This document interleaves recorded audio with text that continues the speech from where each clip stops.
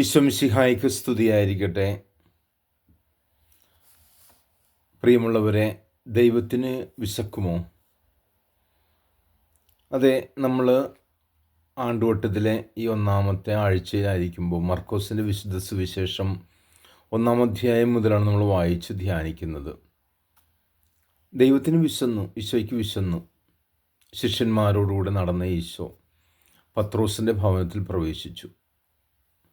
അപ്പോഴാണ് അറിയുന്നത് അവൻ്റെ അമ്മായിയമ്മ പനി പിടിച്ച് കിടക്കുകയാണ്.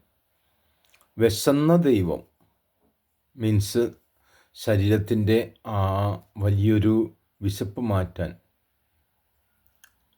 ദാഹിച്ച അവിടെ നിന്ന് കടന്നു ചെല്ലുന്നു. അവളെ കൈക്ക് പിടിച്ചെഴുന്നേൽപ്പിക്കുന്നു. തൽക്ഷണം പനി വിട്ടുമാറുന്നു. അവൾ അവരെ പരിചരിച്ചു. പ്രിയമുള്ളവരെ, പലരും എൻ്റെ അടുക്കൽ വരികയും അല്ലെങ്കിൽ പ്രാർത്ഥന ആവശ്യപ്പെടുകയും ചെയ്യുമ്പോൾ ഭയങ്കര പനി, ഭയങ്കര ക്ഷീണം, തളർച്ച. ഞാൻ വചനം വെച്ച് പ്രാർത്ഥിക്കും. എന്നെ പരിശീലിപ്പിച്ചിട്ടുള്ളതാണ്. ആരൊക്കെ പ്രാർത്ഥന സഹായം ആവശ്യപ്പെട്ടാലും വചനം വെച്ച് പ്രാർത്ഥിക്കുക. അപ്പോൾ ക്ഷീണം, തളർച്ച, ആലസ്യങ്ങൾ, രോഗത്തിൻ്റെ കഠിനാവസ്ഥകൾ വരുമ്പോൾ മർക്കോസിൻ്റെ വിശുദ്ധ സുവിശേഷത്തിൽ പഠിപ്പിക്കുന്നത് പോലെ തന്നെ ഈശോ ഭവനത്തിൽ പ്രവേശിച്ച് പത്രോസിൻ്റെ അമ്മായിയമ്മ പനി ബാധിച്ച് കിടന്നിരുന്നതിനാൽ അവളെ കൈക്ക് പിടിച്ച് എഴുന്നേൽപ്പിച്ചു. തൽക്ഷണം പനി വിട്ടുമാറി. ഇങ്ങനെ വചനത്തിന് ശക്തി വെച്ച് പ്രാർത്ഥിക്കുമ്പോൾ തീർച്ചയായിട്ടും ആ ആലസ്യത വിട്ടുമാറിയിട്ടുള്ള പറയാൻ സാധിച്ചിട്ടുണ്ട്. എൻ്റെ കഴിവല്ല.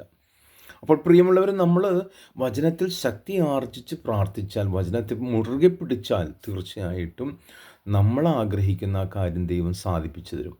അപ്പോൾ നമ്മുടെ ആലസ്യങ്ങൾ, പൈശാചിക തിന്മ, ആധിപത്യങ്ങൾ നമ്മളിൽ ഉണ്ടെങ്കിലും വചനം വെച്ച് പ്രാർത്ഥിക്കുക. ആ തിന്മ നമ്മളെ വിട്ടുമാറും.